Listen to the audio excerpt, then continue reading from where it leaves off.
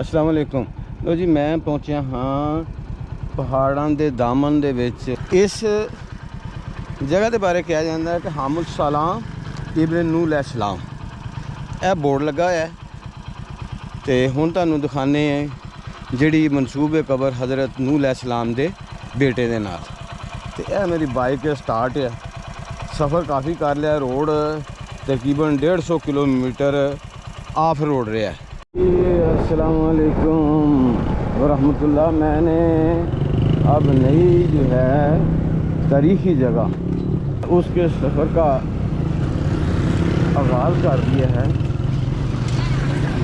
तो आप सोच रहे हैं कि वो तारीख़ी जगह आखिर है कौन सी। तो जनाब जब आप वहाँ पहुँचेंगे तो फिर आपको लग पता जाएगा। वो तारीख़ी जगह है हज़रत नूह अलैहिस्सलाम के बेटे हाम के नाम के साथ मंसूब है। ये पठवार का इलाका है। तो मैंने झेलम और पिंड दादर खान रोड को छोड़कर केराला से पीछे ये फैक्ट्री मोड़ है। गरीबवाल फैक्ट्री जो है ना, गरीबवाल सीमेंट फैक्ट्री, उस रोड पे अपने सफ़र का आगाज़ करती है। तो वहाँ से फिर रवाल चौक और रवाल चौक से फिर पहाड़ के ऊपर कहते हैं कि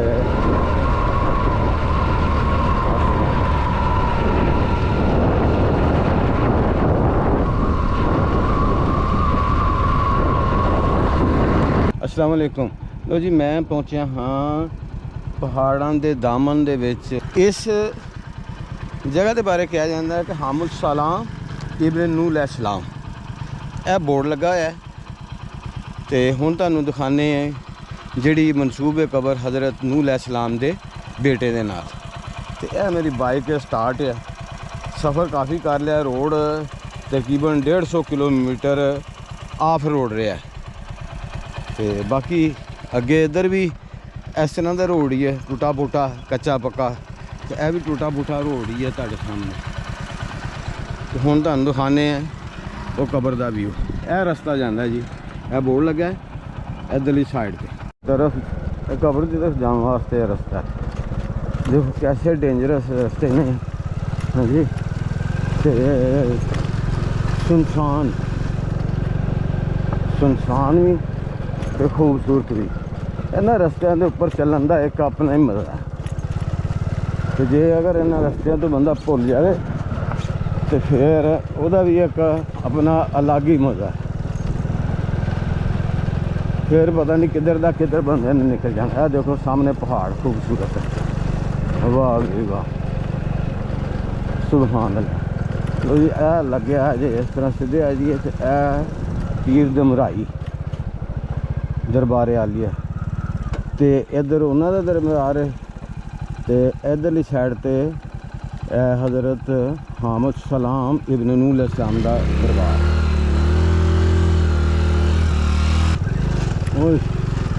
अल्लाह अल्लाह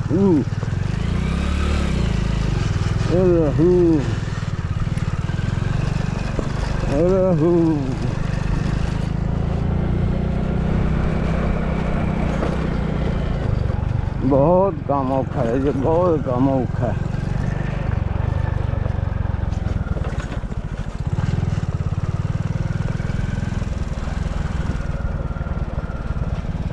हम किथे जाना है, रस्ते ने किथे खत्म होना है।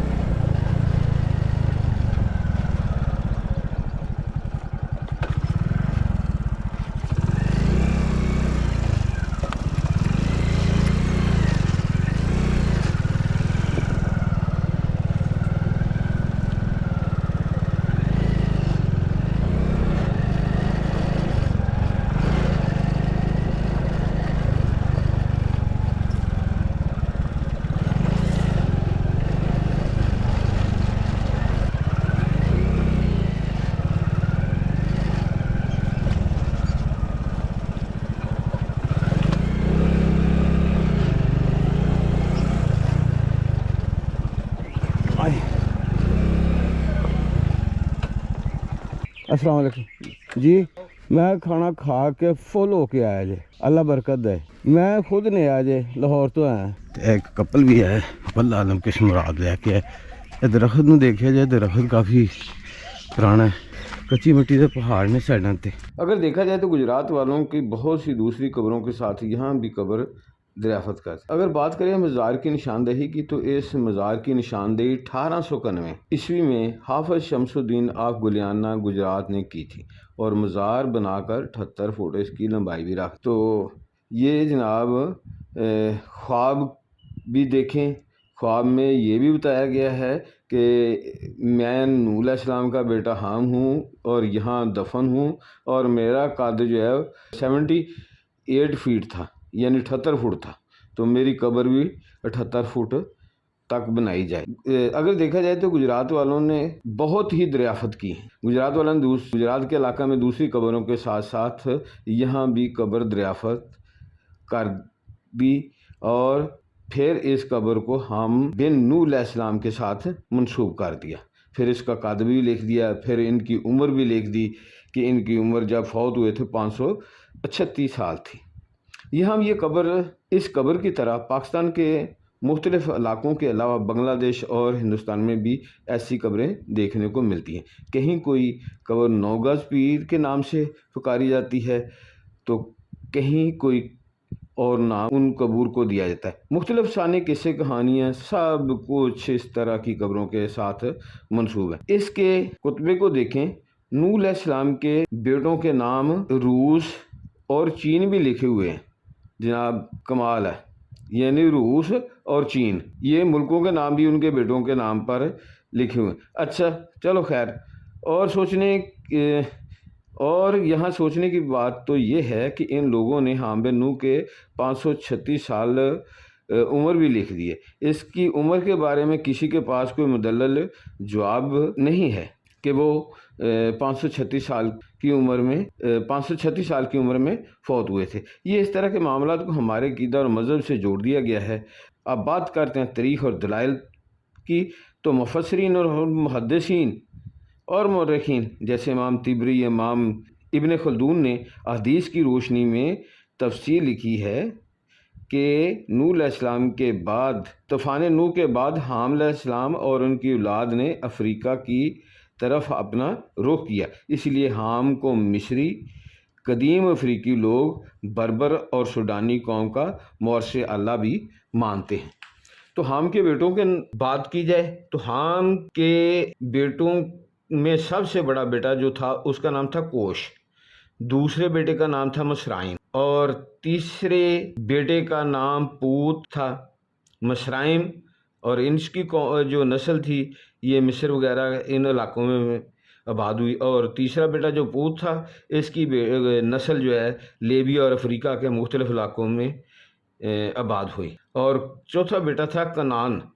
कनानी कौम के जद अमजद थे ये, और मिस्र की सरजमीन के मालिक थे, और यहाँ इसके दरिया नील वगैरह का जितना भी इलाका है इनके कंट्रोल में है। तारीख़ में ये भी लिखा है कि, अच्छा एक चीज़ और है, तारीख़ में ये भी लिखा है कि नमरूद हाम के बड़े बेटे कोश का बेटा था, यानी नमरूद हाम अलैहिस्सलाम का पोता था। मुस्नद तारीख़ या इस्लामी रवायत में इस बात का कोई सबूत नहीं कि हाम की वफ़ात या तदफीन बरसगीर पाकिस्तान के इलाका गुजरात के इस पहाड़ी सिलसिला में हुई, बल्कि किसी भी रवायत में ये कोई ज़िक्र नहीं कि हाम नबी थे या नबी नहीं थे। बरसगीर के मुख्तलिफ इलाकों में इस तरह की लंबी लंबी कब्रें हरगज़ अम्बिया की कब्रें नहीं, लंबी लंबी कहानियाँ तो हैं लेकिन कब्रें नहीं हैं, बल्कि इन्हें अम्बिया की कब्रें करार नहीं दिया जा सकता। तो उम्मीद है नाज़रीन मेरी ये आज की वीडियो आपको पसंद आई होगी। आपसे इल्तमास है मेरे चैनल को सब्सक्राइब करें, बेल आइकन को प्रेस कर दें ताकि मेरी आने वाली हर नई वीडियो आप तक पहुंच रहे। फिर मिलेंगे एक नई वीडियो के साथ, तब तक के लिए अल्लाह हाफ़िज़।